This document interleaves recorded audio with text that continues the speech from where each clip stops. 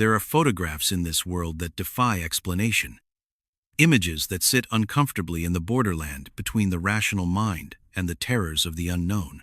We tell ourselves that the lens captures only light, that the camera is a mechanical observer incapable of hallucination or hysteria. But what happens when the camera sees something the human eye misses? What happens when chemistry and light conspire to document the impossible? You are listening to Nocturnal Ledger, and we are about to descend into the chilling history of the most famous spirit photograph ever taken. A piece of evidence that has withstood nearly a century of scrutiny, skepticism, and fear. This is not a campfire tale born of rumors and whispers. This is a story anchored in police reports, historical archives, and the sworn testimony of professional men who walked into a country house as skeptics and left as believers in a reality most of us dare not contemplate. This is the haunting of Raynham Hall and the terrifying legacy of the Brown Lady. To understand the sheer weight of this haunting, we must first travel to the desolate, wind-swept landscape of Norfolk, England. The year is 1936, a time between wars, where science and industry were rapidly stripping away the superstitions of the past. Raynham Hall, a magnificent country seat of the Townshend family for over 300 years, stands as a testament to aristocratic power. It is a sprawling, imposing structure, a mix of Jacobean and Palladian architecture, filled with the heavy silence of centuries. But beneath the velvet drapes and the polished oak floorboards, something festered, something that refused to leave. On the afternoon of September 19th, 1936, two men arrived at Raynham Hall. They were not ghost hunters. They were not paranormal investigators seeking a thrill. They were professionals on a commercial assignment. Captain Hubert Provend, an art director and photographer for Country Life magazine, and his assistant, Indre Shira, were there to document the grand staircase and the architectural beauty of the estate for a feature article. The air was crisp, the house quiet. The Lady Townshend of the time had granted them access, though she kept her distance, perhaps knowing what walked those corridors when the shadows lengthened. The two men set up their equipment at the bottom of the main staircase. It is crucial to understand the technology of the time to appreciate the impossibility of what followed. This was not a digital snapshot. They were using a large, heavy bellows camera that required glass plates. The process was deliberate, slow, and technical. Provand was a man of focus, a pragmatist concerned with aperture settings and exposure times. Shira, however, felt something else. As the afternoon light began to fade, filtering weakly through the high windows, a creeping unease settled over the grand hall. It was a physical sensation, a drop in temperature that had nothing to do with the weather outside. Provand was under the black velvet hood of the camera, focusing the lens on the empty staircase. Shira stood beside him, holding the flash gun, ready to illuminate the scene. The house was silent, save for the rhythmic ticking of a grandfather clock echoing through the vast, empty space. And then, the atmosphere shifted violently. It was not a noise, but a pressure, as if the air itself was being compressed by an unseen mass. Shira looked up the stairs, his breath caught in his throat. Slowly, silently, a form began to coalesce out of the gloom on the oak steps. It was not a solid figure, not flesh and blood, but a vaporous, translucent shape that gathered density as it moved. It drifted down the stairs with a terrifying, fluid grace. Shira could make out the distinct outline of a woman in a long, flowing dress, her head bowed in sorrow or perhaps in shame. The figure was ethereal, glowing with a faint, sickly luminescence that seemed to generate its own light in the dim hall. Panic, primal and overwhelming, seized Shira. He saw the form gliding closer, descending step by step towards them. He screamed at Provand, his voice cracking in the silence. He shouted, emphatically, for Provand to take the picture. "Take it now." Provand, buried under the focusing cloth, saw nothing but the inverted image of the staircase on the ground glass. He heard the terror in his assistant's voice, a genuine, raw fear that demanded action. Acting on reflex, Provand uncapped the lens. Shira squeezed the trigger of the flash gun. A blinding burst of light flooded the hall, banishing the shadows for a split second. In that flash, Shira saw the figure dissolve, scattering like smoke in a gale. Provand emerged from the hood, bewildered, asking what on earth had happened. Shira was trembling, his face pale, insisting that he had seen a woman, a ghost, descending the stairs right in front of the lens. Provand, the consummate professional and skeptic, laughed it off. He claimed Shira had imagined it, a trick of the light or a hallucination brought on by the gloomy atmosphere of the old house. He wagered £5 that the photographic plate would show nothing but an empty staircase. But the terror of Raynham Hall does not begin with a photograph in 1936. To truly grasp the horror of what Shira saw, we must peel back the layers of history to the early 18th century, to the tragic and brutal life of Lady Dorothy Walpole. Documented historical records paint a picture of a woman born into privilege but destined for misery. Dorothy was the sister of Robert Walpole, the first Prime Minister of Great Britain. She was a woman of spirit, beauty, and vitality. But she was a pawn in the ruthless political and social games of the aristocracy. She fell in love with Charles Townshend, the second Viscount Townshend, a man known for his volatile temper and controlling nature. Their marriage was not a fairy tale. It was a prison sentence. Legend and historical gossip suggest that before her marriage to Townshend, Dorothy had been the mistress of Lord Wharton, a dashing but scandalous figure. When Charles Townshend discovered this alleged infidelity in her past, his jealousy transformed into a cold, sadistic rage. According to the dark lore of the Townshend family, Charles did not divorce her. He did not cast her out. He did something far worse. He imprisoned her within her own home.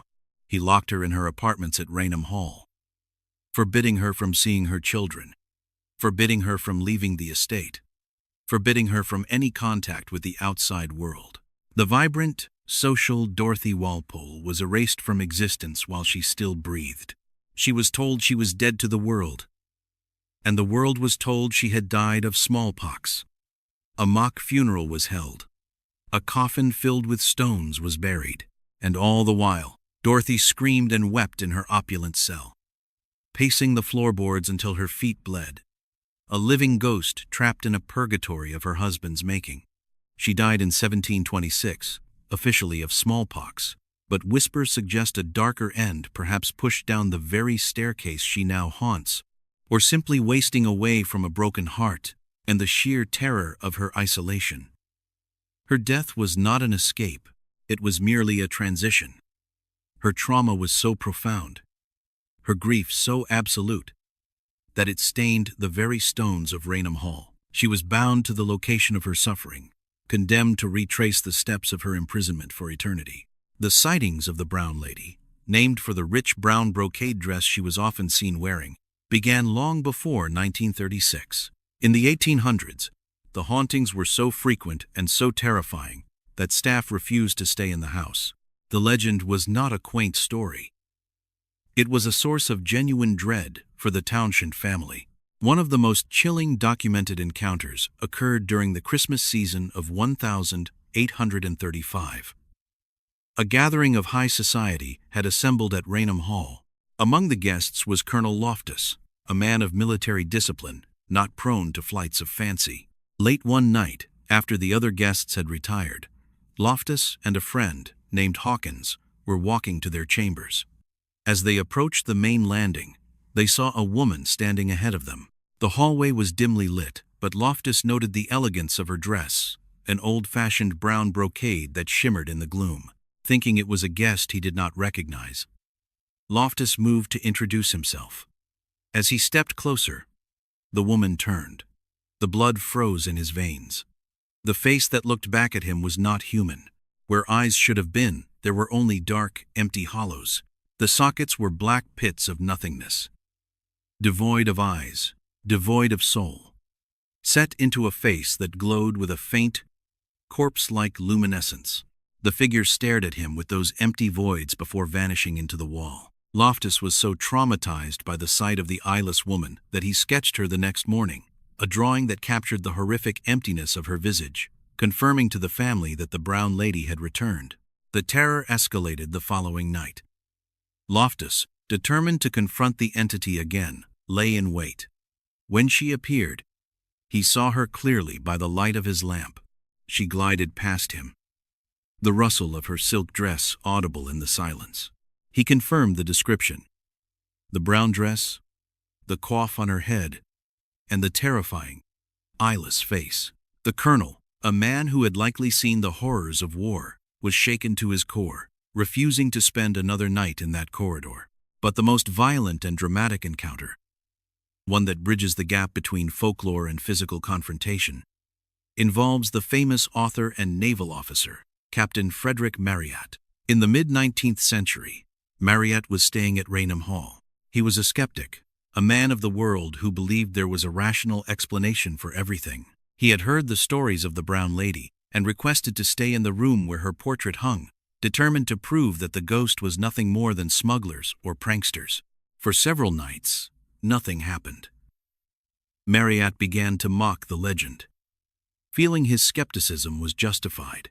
But on the third night, as he was walking down the hallway with two nephews of the baronet, carrying a loaded revolver, for he fully expected to encounter a human intruder, he saw a light approaching from the other end of the long gallery. The heavy door at the end of the corridor creaked open.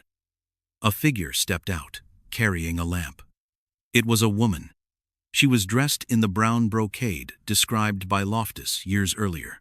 As she glided silently over the floorboards, Marryat raised his lantern to see her face. The figure stopped. She held the lamp up to her own face, illuminating her features clearly for the captain. It was then that Marryat saw the face of madness. She grinned at him. It was not a smile of greeting. It was a diabolical, malicious leer, a rictus of pure malice that radiated hatred. The eyeless sockets described by Loftus were there, but it was the smile that broke Marryat's nerve. This was not a passive residue of the past. This was an active, malevolent intelligence. In a moment of sheer panic and defensive instinct, Captain Marryat raised his revolver and fired at point-blank range. The hallway exploded with the sound of the gunshot. The bullet passed straight through the woman's chest. She did not fall. She did not bleed. The bullet slammed into the door behind her, lodging deep in the wood.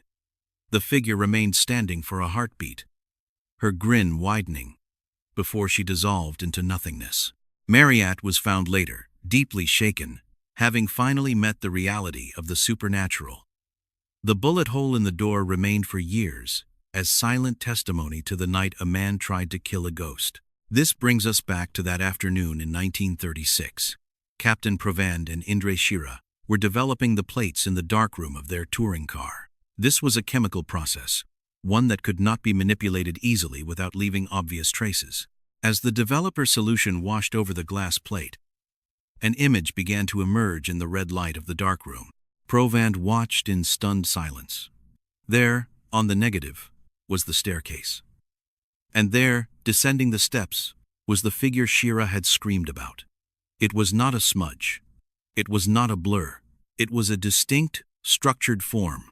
The outline of the dress was visible. The veil over the head was visible.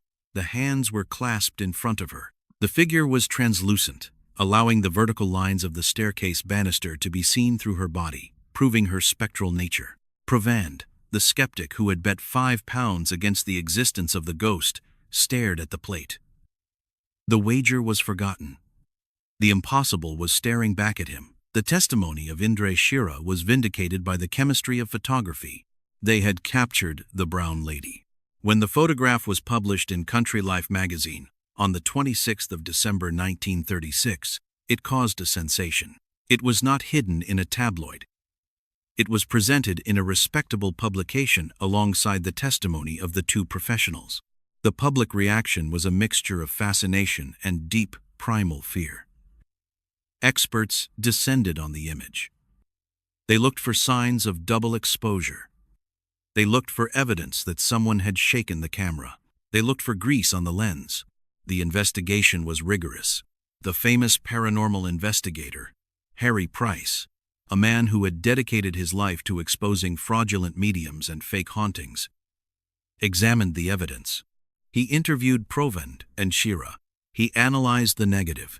Price, a man who took pleasure in debunking fakes, stated, "I will say at once, I was impressed. I was told a perfectly simple story." Mr.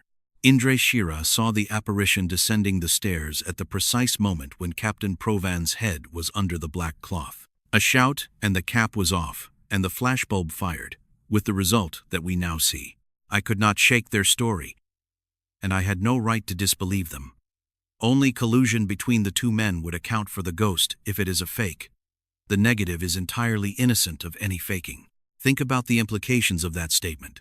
For the photo to be a hoax, these two professional men, with reputations to protect, would have had to conspire to create a complex fraud for no financial gain, risking their careers in the process. They would have had to create a transparent figure that perfectly matched the historical descriptions of a ghost from 100 years prior, descriptions they claimed they were unaware of at the time. Skeptics have tried for decades to explain the image. Some say it was a double exposure, where a previous image of a woman was accidentally overlaid onto the staircase shot, but the logs of the photographers showed this was a fresh plate. Others suggested it was a smear of grease on the lens. But a smear does not have the anatomical proportions of a human woman, nor the distinct draping of a period dress. The most desperate debunkers claim it was a coat hanging on a stand, or a trick of light and shadow. But look at the photo. Look at it closely. There is a structure there that defies random chance. There is a posture of sorrow. The psychological impact on those who lived at Raynham Hall cannot be overstated. Imagine growing up in a house where certain corridors are forbidden after dark. Imagine the sound of footsteps pacing the floor above your bed, the rustle of silk in an empty room, the sudden, bone-chilling cold that signals her arrival. The Townshend family lived with this reality for generations. They did not need a photograph to prove she was there. They felt her. They saw the doorknobs turn. They saw the candlelight flicker as she passed. Why does she remain? Paranormal researchers and theologians have debated this for years. The stone tape theory suggests that extreme emotional trauma can be recorded into the physical environment, the limestone and wood of the house acting as a battery. Dorothy's misery, her rage, her despair were so intense that they imprinted upon the very atoms of Raynham Hall. In this view, the Brown Lady is not a conscious spirit, but a playback, a tragic recording looping endlessly through time. However, the encounters with Captain Marryat and Colonel Loftus suggest something far more terrifying. A recording does not stop and look at you. A recording does not grin with malicious intent. A recording does not hold a lamp to its face to terrify an observer. The evidence points to a conscious entity, a soul trapped in a cycle of grievance, aware of the living, and perhaps resentful of their freedom. Dorothy Walpole was a prisoner in life, and she remains a prisoner in death, bound to the grand staircase, the symbol of the exit she was never allowed to take. The legacy of the Brown Lady of Raynham Hall is not just a ghost story. It is a testament to the cruelty of the past and the enduring nature of human suffering. It challenges our understanding of death. If a camera, a machine of glass and metal can see the dead, then the dead are physically present in our world. They occupy space. They reflect light. They are not merely in our minds. They are in our rooms. Since 1936, the sightings have become rarer. Perhaps the flash of the camera, that blinding burst of artificial light, disrupted the energy of the manifestation. Or perhaps Dorothy has simply withdrawn further into the shadows, weary of the attention. But the staircase remains. The cold spots remain. And the photograph remains a grainy, black and white window into a nightmare. When you look at that photograph, you are looking at Dorothy Walpole. You are looking at a woman who died in 1726. You are witnessing the violation of the natural order. It serves as a chilling reminder that while we may bury the dead, we cannot always make them leave. The past is not gone. It is simply waiting in the dark, watching us with hollow eyes, pacing the floorboards of history. As night falls where you are, and the shadows in your own home begin to lengthen. Ask yourself, if you were to take a photograph of your hallway right now, what would the camera see that you cannot? What walks behind you when you turn off the lights? The lens does not lie, and the ledger of the night records everything. This has been a file from the Nocturnal Ledger. Sleep well.